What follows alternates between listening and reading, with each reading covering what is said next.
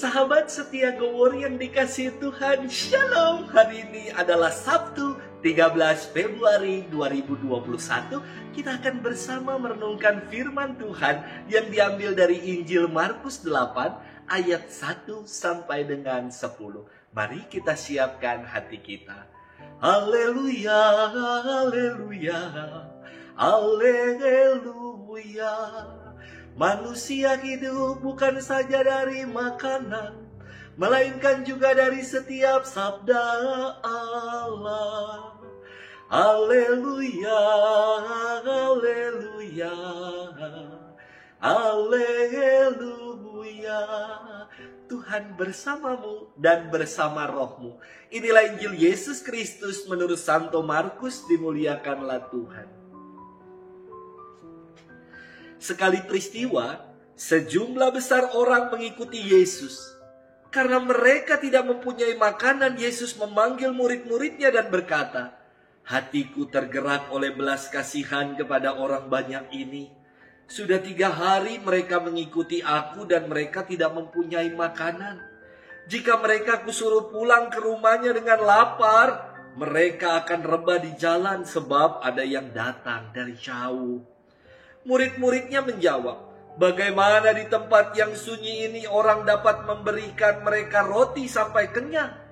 Yesus bertanya kepada mereka, "Berapa roti yang ada padamu?" Jawab mereka, 7. Lalu Yesus menyuruh orang banyak itu duduk di tanah. Sesudah itu Yesus mengambil ke-7 roti itu, mengucap syukur lalu memecah-mecahkannya dan memberikannya kepada murid-muridnya untuk dibagi-bagikan.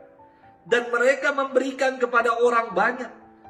Mereka mempunyai juga beberapa ikan. Sesudah mengucap berkat atasnya, Yesus menyuruh supaya ikan itu juga dibagi-bagikan.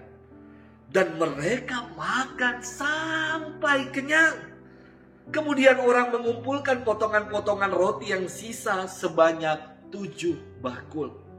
Mereka itu ada kira-kira 4.000 orang. Lalu Yesus menyuruh mereka pulang. Akhirnya Yesus segera naik ke perahu dengan murid-muridnya dan bertolak ke daerah Dalmanuta. Demikianlah Injil Tuhan. Terpujilah Kristus. Sahabat setia Gowor yang dikasihi Tuhan, Shalom. Salah satu buku yang menjadi referensi di tahun refleksi Keuskupan Agung Jakarta adalah buku berjudul Diambil, Diberkati, Dipecah, dan Dibagikan. Spiritualitas Ekaristi dalam Dunia Sekuler. Tulisan Henry Nouwen. Buku ini sangat inspiratif karena dapat menghantar perjalanan kita menuju kedewasaan spiritual dalam hidup beriman.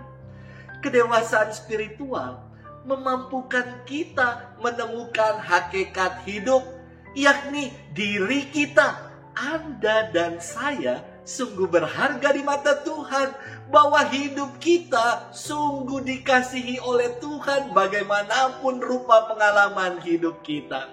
Sahabat setia Gowor yang dikasihi Tuhan, firman Tuhan hari ini berkisah tentang mukjizat penggandaan roti yang dibuat Yesus kepada 4.000 orang. Sudah 3 hari orang-orang banyak itu mengikutinya.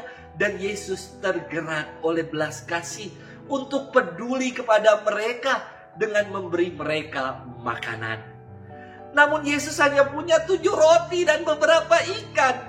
Sedangkan orang yang hadir sekitar kira-kira 4.000 orang, bagaimana membuat mereka semua menjadi kenyang? Ini logika matematis kita yang berbeda dengan logika Tuhan. Yesus mengambil roti dan ikan. Ia mengucap syukur, memecah-mecah roti itu dan dibagikan kepada orang banyak. Dan mukjizat terjadi. Mereka semua makan sampai kenyang.